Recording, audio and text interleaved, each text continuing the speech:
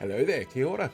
It has been a really full week considering that we didn't have Parliament sitting or the Prime Minister in the country, and there was the Tangi for Kiingi in the middle of it. It's kind of strange that I was able to get content out almost every single day, and I didn't even cover all the things I wanted to cover, like the fact that former Education Minister Lockwood Smith was on Reality Check Radio talking about how we're all carbon dioxide based, so we shouldn't worry about pollution. That's concerning for a former education minister. And let me put it this way, he's completely wrong. I mean, we are carbon based. That's the letter C on the elemental table. It's one carbon molecule. Carbon dioxide means you oxidize that. You add two oxygen molecules, which is not what we're made out of by a long shot. It's always a full week, and I might do some exploring next week as to why so many right-wing politicians are now showing up on platforms like Reality Check, but we'll worry about that later. In the meantime, enjoy this week's Omnibus. Don't forget, like, share, subscribe, tell everybody about what's going on. Hello there, kia ora. Did you know Aotearoa media funders are keeping track of how you access media? Well, that sounded way more sinister than it meant to. What I meant to say was that last week, NZ On Air released its annual Where Are the Audiences report that looks at how Kiwis access media. For funding bodies like NZ On Air, it's a great tool to see how our audiences are evolving. For other organisations like our political parties, it's a tool to show where to best reach their core voting base and bases who may be open to their messaging. And this year's findings are fascinating. 64% of us use global video sharing platforms, like the one that you're watching this on, TikTok or YouTube, Facebook or Instagram. The second most popular way that we watch things, though, is through TV. 60% of us watch something on television each day.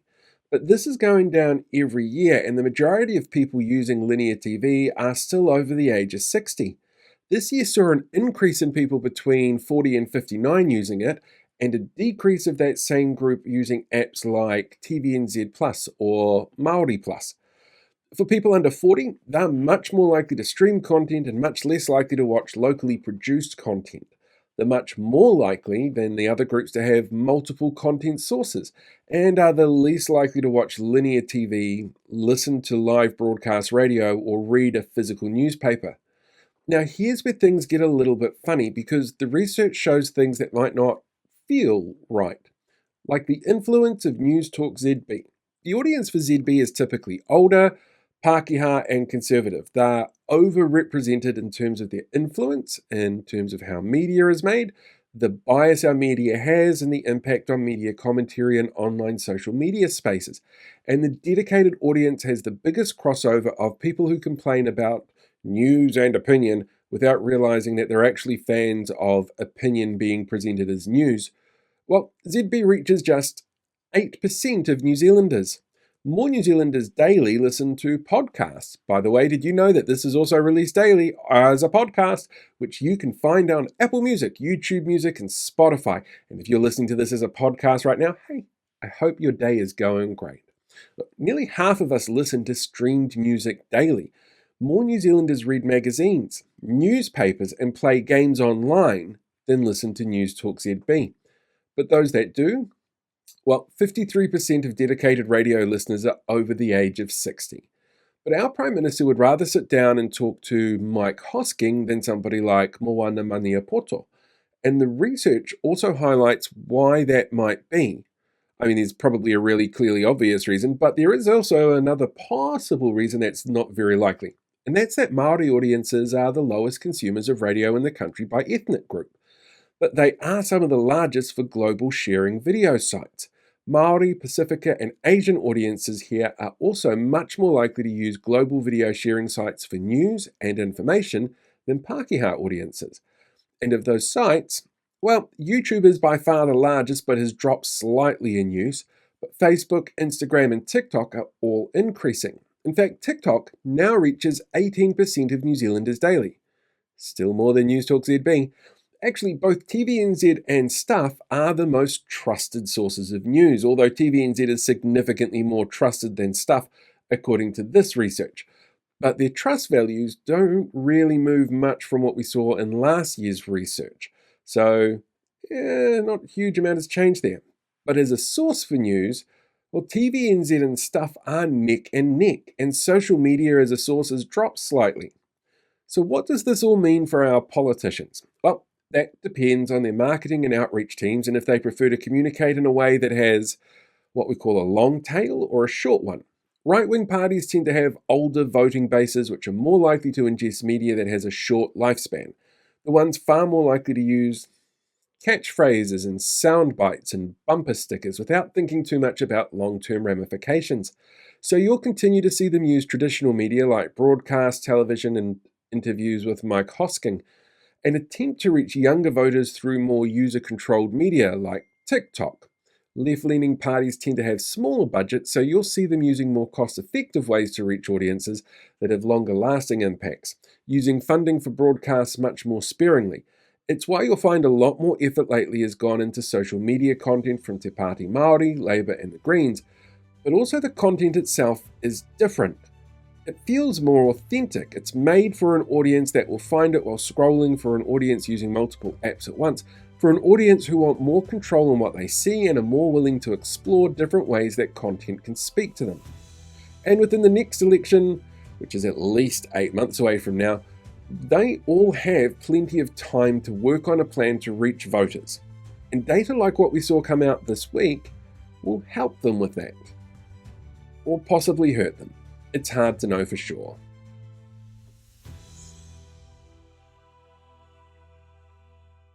Hello there, kia ora. Hey, I've been trying to work something out and I think I might need your help on this. I'm actually making a list of need to haves and nice to haves and trying to work out what the difference is between them.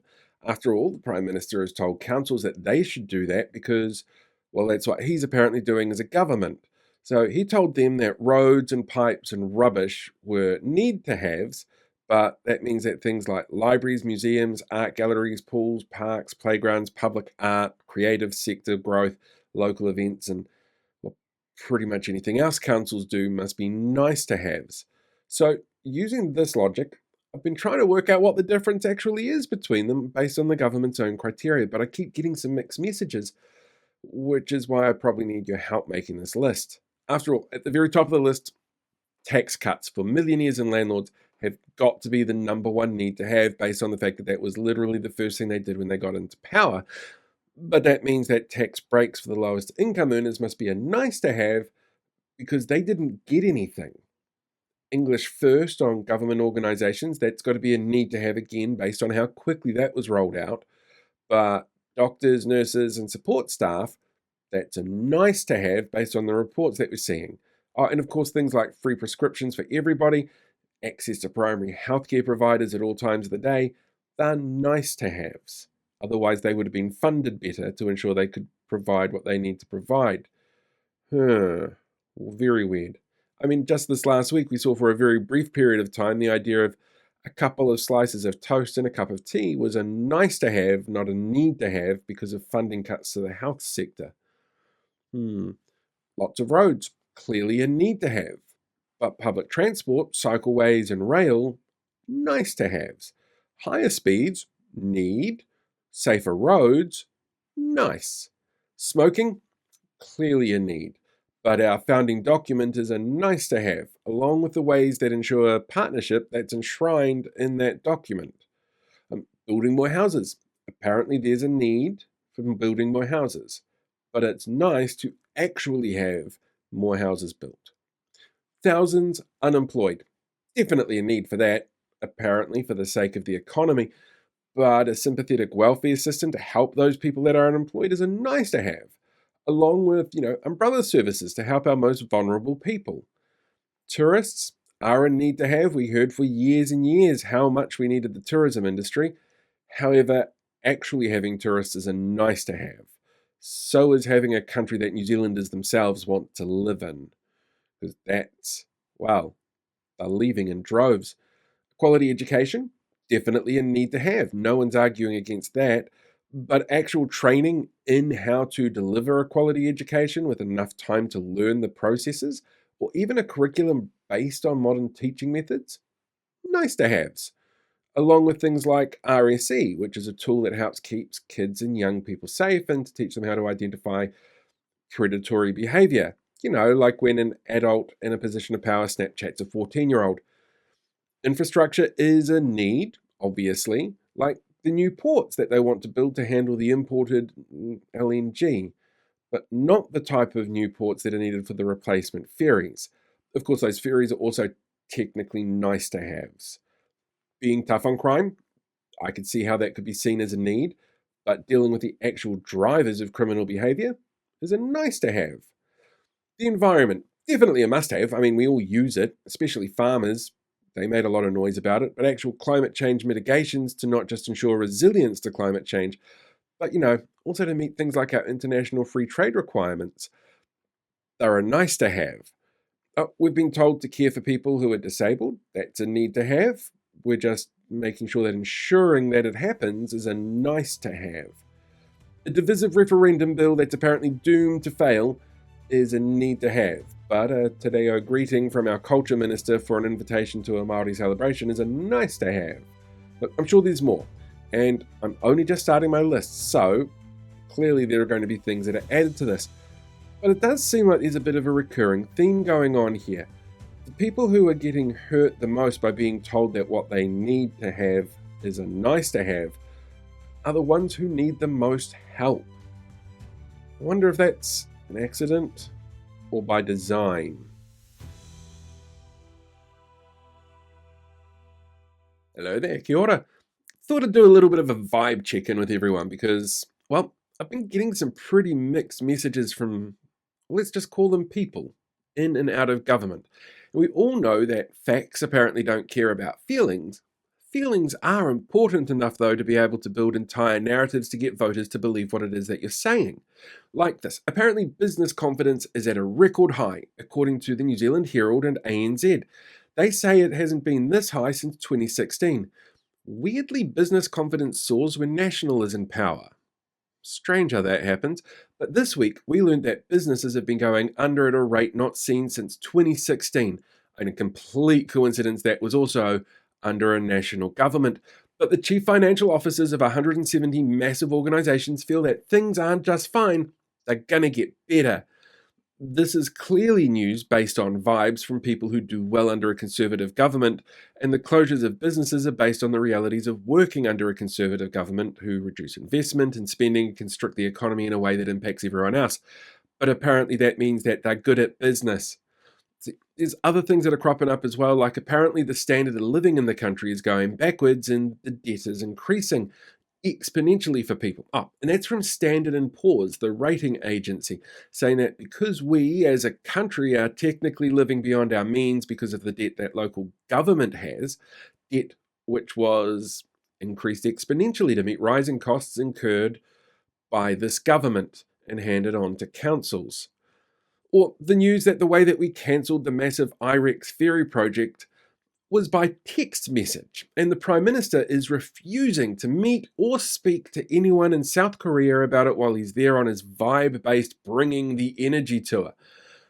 Breaking up by text and then refusing to even talk to the person you broke up with that way when you see them in their own backyard really doesn't feel like the adults being back in charge that coalition supporters keep telling us is going on. Then there was the $33 billion that got sunk into transport this week. Well, transport that's not the ferries or the South Island, and the gloating from Simeon that funding was being cut to public transport, cycle lanes and safety improvements. Walking and cycling made up 4.1% of the total transport budget in 2021 to 2024, and now it's only 1.4% to build and maintain things like all of our footpaths and cycle lanes. Now, I'm pretty sure the number of people who walk places, and I could be wrong on this, is actually a big number, a large percentage of the population. But hey, why would they need footpaths? Even hearing this week that New Zealand loyal supporter and Hamilton City Councillor Andrew Bidder has been found in contempt of council code of conduct rules sounds like a win for people who think it's wrong to use slurs used to denigrate disabled people. But it turns out his punishment is censure and being forced to apologise, because this government binned any recommendations to create more accountability options for elected officials who feel they can do crap like this and get away with it. Instead, local government was told to sit down, fix potholes and go collect the trash. Those are some pretty patronising vibes right there. There will always be spin from governments about their actions and using emotive responses as a powerful tool to engage people and voters. But lately, well, the vibes we're feeling and the words we're hearing or seeing, well, they don't mesh. And that's something that we should all be paying close attention to.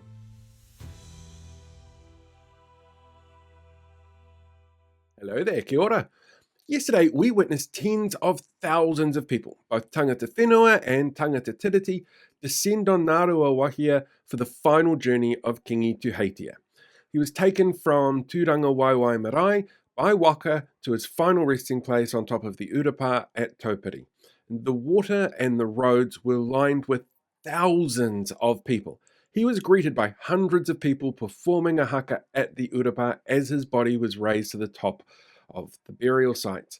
It's a beautiful sight, and it speaks to the immense mana of Kiingi to Haitia, a rangatira who has spoken so often about the need to work together and kōrero together to lift up everyone. In fact, this year alone, he made massive efforts to ensure that that message was heard. There was Te Hui a Motu in January that he called for. He travelled to Ratana to deliver that message. He made a rare appearance at Waitangi to deliver it. Just 2 weeks ago at Koroneihana, he reiterated it again. And at his Tangi this week, it was a message that kept being repeated over and over.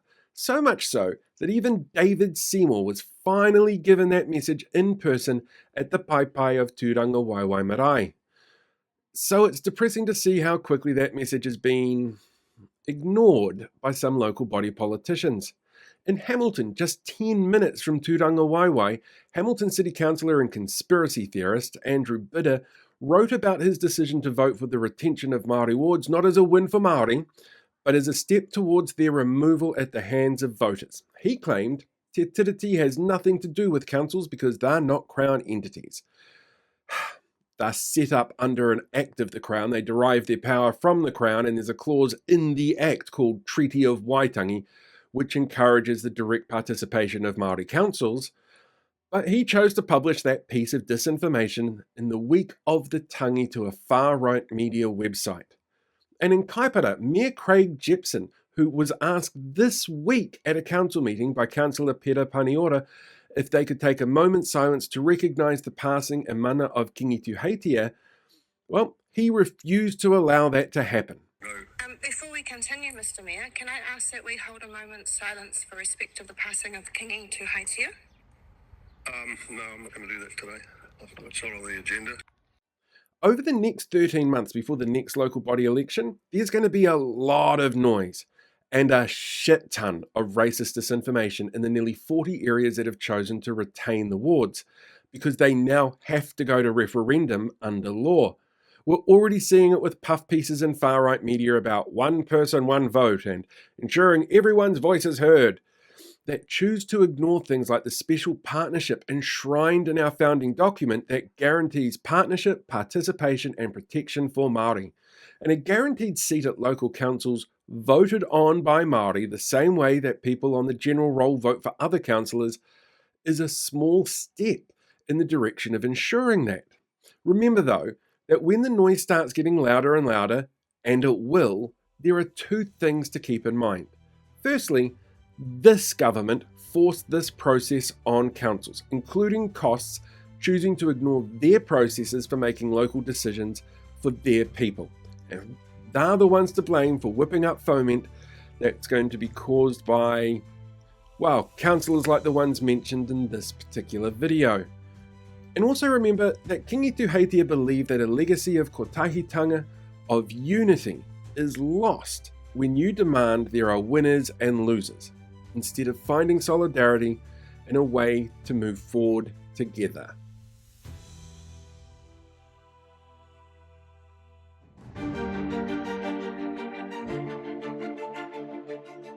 Last weekend, it was announced that hospitals in the Wellington region are no longer offering basic foods like toast and cups of tea to new mums due to what Te Whatu Ora are calling overspend and what everybody else is calling cruel, nasty, small-minded underfunding.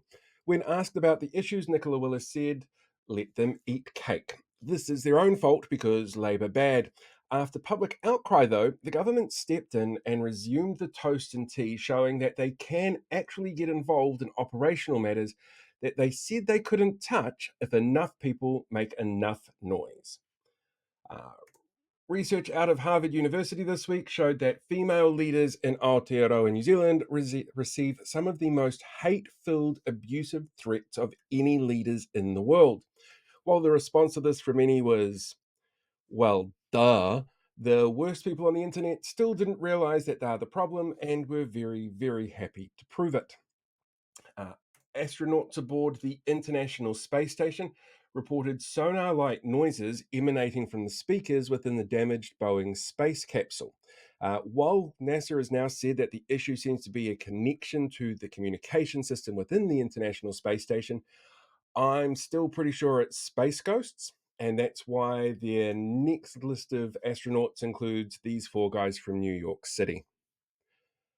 The second annual threat assessment report from NZSIS was released this week, giving a snapshot of the nation's threats and risks. Identified as one of the fastest growing and most prevalent motivators for potential violent extremism was white identity motivated violent extremists. When asked for comment, Acting Deputy Prime Minister David Seymour, seen here learning to pull the strings behind the scenes, said, "What? I wonder who's been pushing that." Damn, well, I guess we'll never know. Hamilton City Councillor Andrew Bidder, seen here showing his ability to make the most trustworthy friends to overthrow governments together with, was this week found in contempt of Hamilton City Council's code of conduct for an expletive-laden rant full of slurs aimed at disparaging the disabled community. While Bidder claimed it was infringing his freedom of speech, in documents that he leaked to the media to try and justify his actions, an independent investigator recommended censure. Now, on a totally different topic, Simeon Brown, seen here telling students that some of them will be seriously hurt by his blanket speed increases and his removal of raised speed bumps, but that's a sacrifice he's willing to make to save 58 seconds on a trip. He threw out recommendations earlier in the year on changing local government so that Bidder and other elected officials who are actively trying to make the country ungovernable faced actual consequences for their actions. In the final day of King Kotahitaga's Tangi, Prime Minister Christopher Luxon met with the President of South Korea. The President spoke of the connection forged in war when New Zealanders supported South Korea against North Korean aggression, while Luxon told delegates all about K-pop and Squid Game. Apparently, the speech would have been longer, but Luxon couldn't find a way to sum up all 11 seasons of the show MASH. But don't worry, his impressive oratory skills are definitely being noticed by all the alt-right people. On Wednesday, Stuff revealed that a pharmaceutical company had offered to give free early access to Keytruda, a life-saving cancer medication, but doctors were instructed by Health New Zealand not to offer it. It was also revealed by that Dr. Shane Reti, seen here wondering if you're actually going to eat that toast after giving birth, had initially tried to get money in the budget for those 12 life-saving cancer drugs that National promised in the election campaign, but was turned down and then ghosted by Finance Minister Nicola Willis after the initial plan to only fund a few of them was dropped, until the day after the budget, when people started noticing, despite assurances from the Prime Minister that they had been working on a fix for 6 months. Now, speaking of Dr. Shane Reti, it was also revealed yesterday that the flowcharts that he claimed to justify $1.4 billion in health cuts earlier this year and used as a justification for the removal of the Health New Zealand Board of Directors and installation of hatchet man Dr. Lester Levy as commissioner don't exist. The charts claimed to show the bloated 14 layers of administration. When eventually released, they included patients and support staff. But it was revealed by OIA that they do not and have never existed, despite again what the Prime Minister said. And finally, today was the last day allowed under legislation forced through by the government to mandate councils who had set up Māori wards since the law change in 2021 to decide if they would abolish the wards at the next election or retain them and hold a referendum which the council would then have to pay for. Local Government Minister Simeon Brown, seen here showing off his deep connection to Māoridom with delegates from his electorate, was surprised to see that of the 45 councils who had to decide, only 2 chose to get rid of Māori wards in what is generally seen as a great big fuck you to central government. Even after overwhelmingly negative responses from thousands of New Zealanders in the Select Committee process, strong protests in and out of Parliament, including within council chambers, highly vocal responses from the wider public, and a barrage of negative publicity over the policy, the coalition still forged ahead, with it showing yet again this week that making stuff up, sidelining views of the public, and ignoring official advice is the mantra of this current government. And that is this week's news.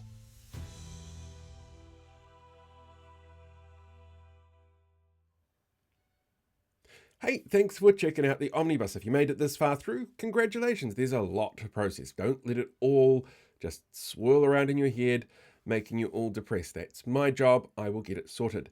Anyway, I'm going to go and do some other stuff now, like cleaning, because there's a lot of dust everywhere, and a bit of a lighting upgrade, because, well, I've got an idea for the thing behind me that didn't quite work out the way I wanted to last week, so I'm going to work on that today, along with editing a whole bunch of stuff, like grab 'em by the ballot, which I'm really looking forward to showing you guys. All right, until next time, don't forget, like, share, subscribe, all the usual stuff. Feel free to leave a comment, and don't forget, if you want to become a member, there's links all over the screen and how to do so, and you get to see things in advance. Until next time, have a fantastic week, and I will catch you guys all later.